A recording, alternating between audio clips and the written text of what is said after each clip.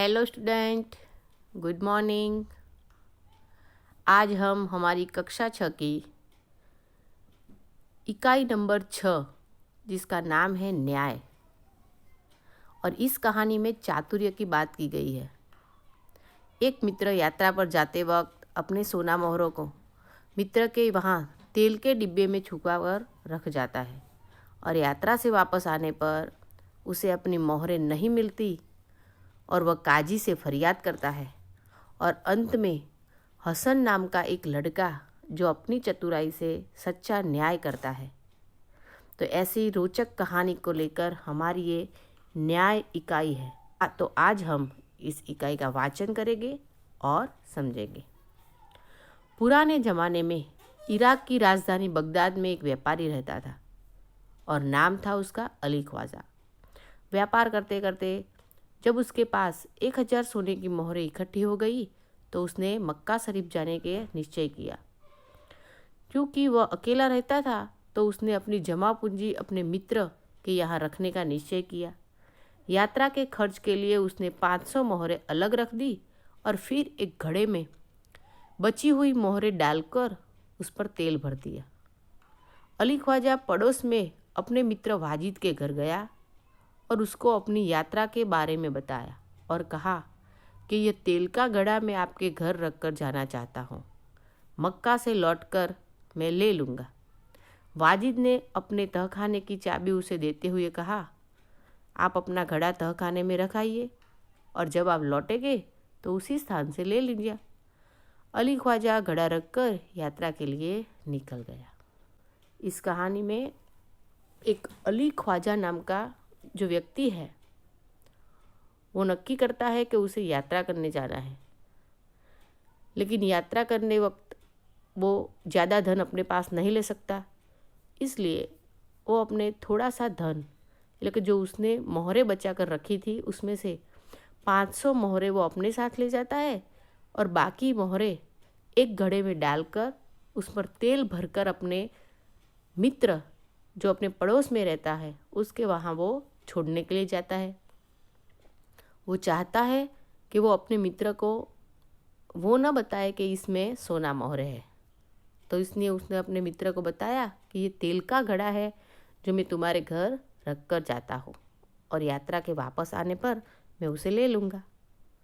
उसका मित्र वाजिद जो उसके पड़ोस में ही रहता था उसने कहा, तो ले लो, ये तहखाने की चाबी है, तू ये अपना घड़ा है जो तो अपने जो भी जगह पसंद है वहाँ पे रख दो, आएगा तब उसे ले जाना, तुम्हारा घड़ा वैसा का वैसा ही रहेगा। यह कहकर अली ख्वाजा उसका घड़ा वहाँ पर छोड़ देता है और यात्रा के लिए निकल जाता है। फिर आगे क्या होता है, आगे कहानी में क्या होता है, वो सब हम एक छोटे से वीडियो से देखेंगे, क्योंकि वीडियो देखने के बाद आप इस कहानी को अच्छी तरह से समझ पाएंगे। तो चलो देखते हैं वीडियो। जमाने में इराक की राजधानी बगदाद में एक व्यापारी रहता था। नाम था उसका अली ख्वाजा। व्यापार करते करते जब उसके पास 1000 सोने की मोहरें इकट्ठी हो गईं, तो उसने मक्का शरीफ की यात्रा का निश्चय किया। क्योंकि वह अकेला रहता था, उसने अपनी जमा पूंजी अपने मित्र के यहाँ रखने का निश्चय किया। यात्रा के खर्च के लिए उसने 500 मोहरें अलग रख लीं। फिर एक घड़े में बची हुई मोहरें डालकर तेल भर दिया। अली ख्वाजा पड़ोस में अपने मित्र वाजिद के घर गया। उसको अपनी यात्रा के बारे में बताकर कुछ कहा। यह तेल का घड़ा मैं आपके घर रखकर जाना चाहता हूँ, मक्का से लौटकर ले लूंगा। वाजिद ने अपने तहखाने की चाबी उसे देते हुए कहा, आप अपना घड़ा तहखाने में रख आइए और जब आप लौटे तो उसी स्थान से ले लीजिए। अली ख्वाजा घड़ा रखकर यात्रा के लिए निकल गया। एक दिन वाजिद के घर दावत थी। तरह तरह के पकवान बनाए हुए तेल खत्म हो गया। रात का समय था। वाजिद की बीवी अपना सिर खुजलाने लगी। तभी उसे अली ख्वाजा के तेल के घड़े की याद आई। उसने वाजिद से कहा, आप तहखाने के रखे तेल के घड़े से थोड़ा तेल निकाल लाइए। इस समय बाजार तो बंद है। कल सुबह बाजार से नया तेल लाकर घड़े में भर देंगे। ख्वाजा आज रात ही आकर तो तेल नहीं मांगेंगे। बीवी की बात सुनकर वाजिद तहखाने में गया। जब घड़े की सील खोलकर तेल निकालने लगा तब घड़े में से सिक्कों की आवाज आई। उसे लगा कि घड़े में तेल के नीचे कुछ है, इसलिए उसने दूसरे बर्तन में सारा तेल निकाल लिया। उसने देखा कि घड़े में तो 500 सोने की मोहरें थीं। उसने उन मोहरों को अपनी तिजोरी में छिपाकर रख दिया और तेल लाकर बीवी को दे दिया।